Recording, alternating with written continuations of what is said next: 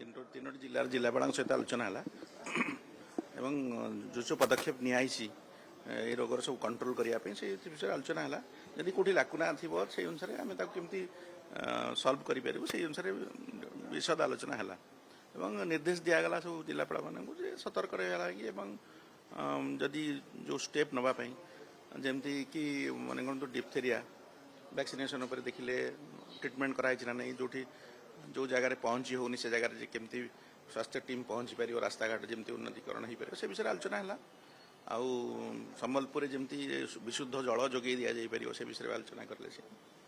सब ये अनुगुल तो एक्चुअली जो दुईटा केस होती से केस रे आउट के विशद आलोचना है एक्सपर्ट टीम डिस्कसन कर जेई बोली कन्फर्मेशन आम हो आम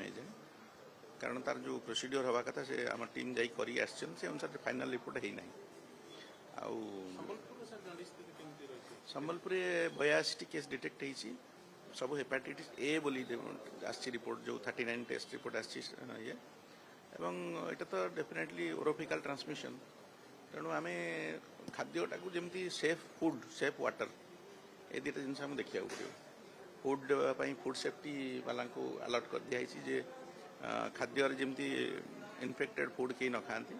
एवं सेफ वाटर जमी समस्ते पाती ना सोर्स जना पड़ी वाटको वाला भी थे डिस्कसन सहित भी है एवं से अनुसार निर्देश माननीय मंत्री जारी कर नारायणपाटना किसी अजना नुहे नारायणपाटनार फोटो आम देखीचु एक्चुअली से चिकेन पॉक्स किसी पिला अजना रोग नुहे डेथ रिपोर्ट आम कि पाइनु डेथ रिपोर्ट आम किसी ना आम एवं सका इनक्वारी करूँ नारायणपाटना कौन मृत्युर अभियोग आम पाक आसी ना जी खाली आसी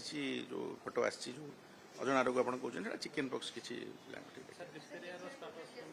डिप्थेरिया स्टाटस लास्ट 10 दिन है तो आम किसी नुआ केस पाइनु जो मैंने अफेक्टेड होते जिते तो डेथ है तो अलग कितु जो मैंने भल अन्य मैंने सब भल ही घर पड़े सब घर पड़े नुआ केस किसी डिटेक्ट टीकाकरण जारी रही ना कि ना सर्विलांस चलती टीकाकरण हो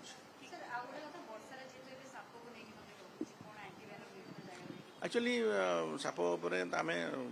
ओएसडामा आम ट्रेनिंग सेसन कर लास्ट मास सारा ही ट्रेनिंग देचु पेरिफेर सबू जगार डाक्तर अन्य स्वास्थ्यकर्मी मानक भी प्रशिक्षण दिखाई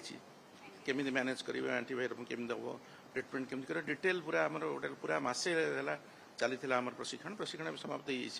होमें सबुटी वैक्सीन तार जो डेडिकेटेड जगह वैक्सीन पठा